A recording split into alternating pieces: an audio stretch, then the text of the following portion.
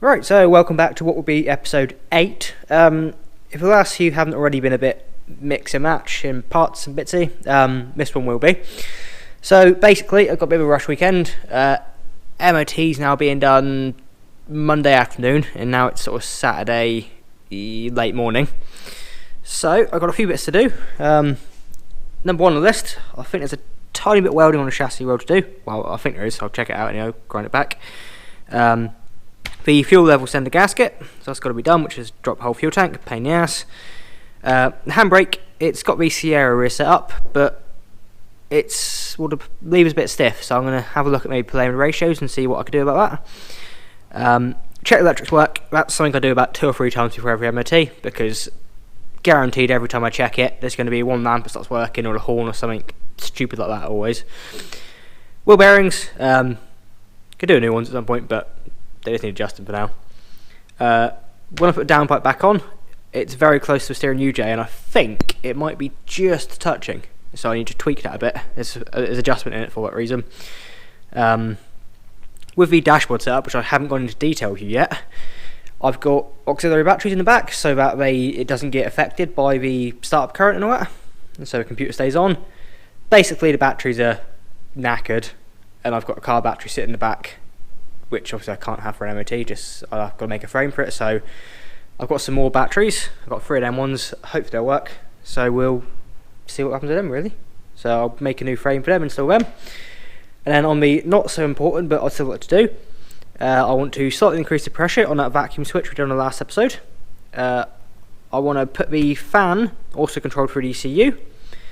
I've got an oil pressure transducer somewhere around here, and I want to get that installed, but again, we'll see if I've got time for that. And then wash the car, because I can't send a dirty car in for MOT, can I? So yeah, I'm going to crack on. I'm going to work out what's going to be easiest to do first, and then we'll start doing it. Ideal. I'll see you then.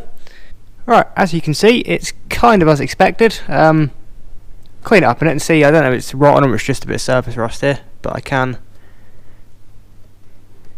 Yeah. We'll have a quick play a minute and see what's up with it. And my suspicions were confirmed. There we go, and we got a few little holes. And it looks like the chassis rail is maybe full of crap in it, so yeah, cut it out, get it sorted. Other than that, it's not too shabby. A few bits to clean up around here, but nothing too bad. Right, so I've been doing a bit of CAD, cardboard-aided design, and I've got that there, which is the exact copy of a massive hole in the I might get better light a sec. Massive hole in the chassis rail. So, get it sorted. There was a load of crap in the chassis rail, but that would be because of future repairs. Previous. So previously it's had a few patches going up towards the engine where the chassis rail goes up. So obviously all the crap from that has gone down into a chassis rail and not helped anything there. It's all just sort of sat and got wet. So yeah, we'll get this cut out. You may have seen by the other there's another patch to the right hand side in the footwell. Someone's previously tried to repair that by the looks of it, but done a poor job, so I'm going to just go over that and do it properly in a minute. So yeah, I'll crack on with that, and I'll see you in a bit. With a new section cut out of 2mm thick steel, it's now pretty much ready to be welded up. So yeah, it's a fairly tight fit there, so I'll have a go tackling them together. And I'm no welder, so don't abuse me when it doesn't look too pretty, but as I say, a grinder and paint will make me the welder I ain't. So yeah, I'll crack on. But as I said before, a grinder and paint make me the welder I ain't. It's, to be fair, it's a bit hard to tell from there. It's not too shabby for most of it. A few spots you can see as where my t-shirt and jumper aren't weld proof, so I started burning myself. So you can see where I had to stop.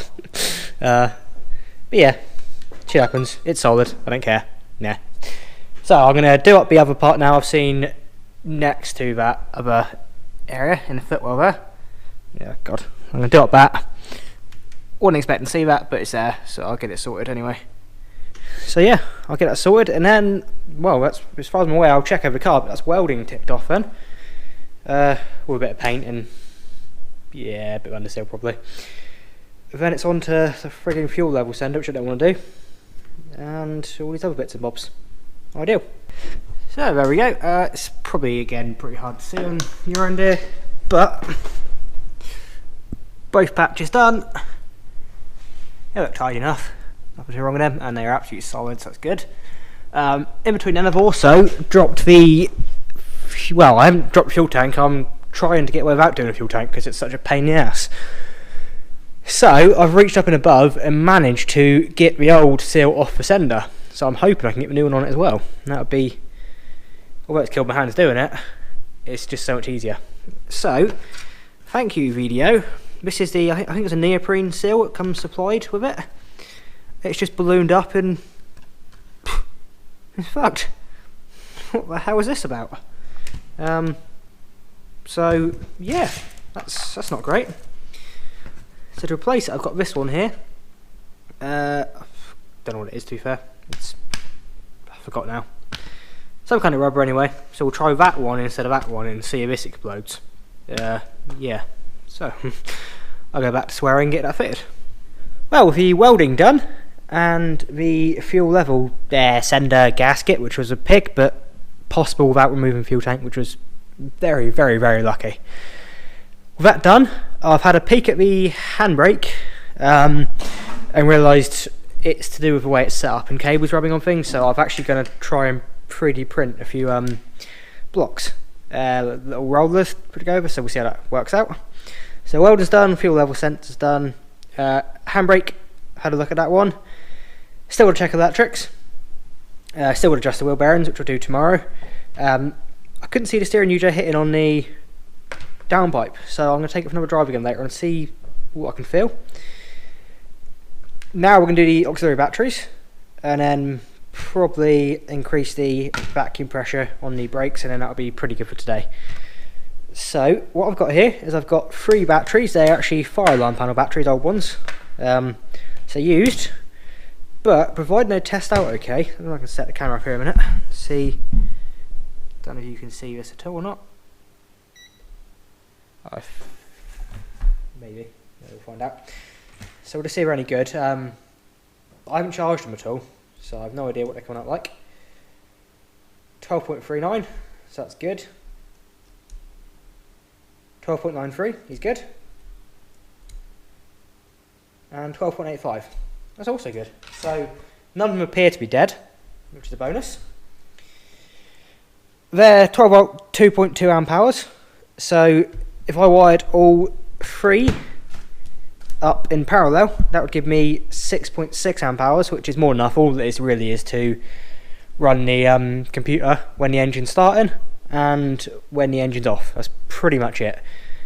So I didn't want to, well, I couldn't have them on the main battery at the minute without some electronics, because when you turn it over, the volts drop too low, the power supply of the computer drops out, and then obviously computer dies, and then you get into a vicious, yeah, it just doesn't work. So without sorting out and sussing out a different way around that, I'm going to use the batteries. I've already got a split charge system installed.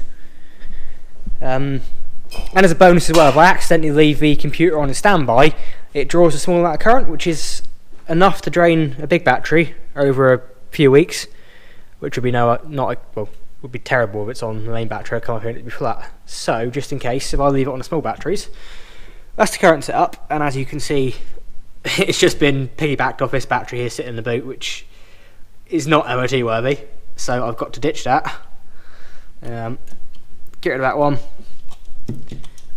and then replace that setup there, which was quite neat and tidy, annoyingly, for this new setup. So we'll do that, and then on my test drive later on, I'll see how it goes. So yeah, I'll catch up with you soon. Welcome back to, well, it's episode 8 of second day of overcomplicated engineering. So basically, that was my original Sierra handbrake setup. It worked, but just not properly. It was catch on the body, it was cumbersome, it just didn't suit the Capri. So we've got this little setup now. 3D printed pulley, fabricated out this morning, so that will be in replacement for that one. It should be a lot smoother and less friction and smaller. And then to stop it riding on the body, we've got this little block here. So she's got a little roller inside of it, and that will stop the cable rolling on the body and reduce friction again. Ideal. Okay, so that's that done. Not entirely happy yet, but for now it'll work. so it's probably hard to see up there, but there's a little like pulley, goes back to the handbrake mechanism back there. That's all adjustable. It's no longer touching the body up there, which is great. The cables back here, oh god, are now further back off the body because it's on a little roller block, which seems to be working fantastic. So yeah, give that a go. So next on the card, I believe, is the wheel bearings. Give them a quick tweak. I do plan on changing them, but I might be changing the front legs yet because I kind of want 2 litre legs instead of 2.8 ones. Well, the list's gone down a bit. Basically now, so the welding's done, bar undersill, but I'm not worried about that for now. Prefer the MOT tester to see the welding that's gone on rather than cover it up to start with. Fuel level cylinder gasket's done, handbrake's done, the electrics work when they want to work, it's a Ford, so done as much as it can be done. Done, looked into that, couldn't see any issues about it at all. Done. So I've just messed around with the, well, I had an issue and the electronics, so the Arduino Nano had failed. So I put another one on and that instantly failed, so I looked into it a bit and it appears they prefer to be fed with sort of somewhere between the 7 to 12 volts, no more. So I'm assuming that's what's happened. So after killing 2 of them, I've built a voltage regulator circuit and put a Arduino Uno on. Then I found out my map sensor had been killed at the same time. So luckily enough, it still does something. It's now basically working as a on-off pressure switch as opposed to a map sensor, but it's still working. So I've got that working. And then the one-way valve also blew out. So, on there is that? I see, have a good one. That's handy. Somewhere around here I've got one-way valve and it's just hollow through the middle of it. So, that's good. As for next, yeah, she's been washed. She's looking rather pretty.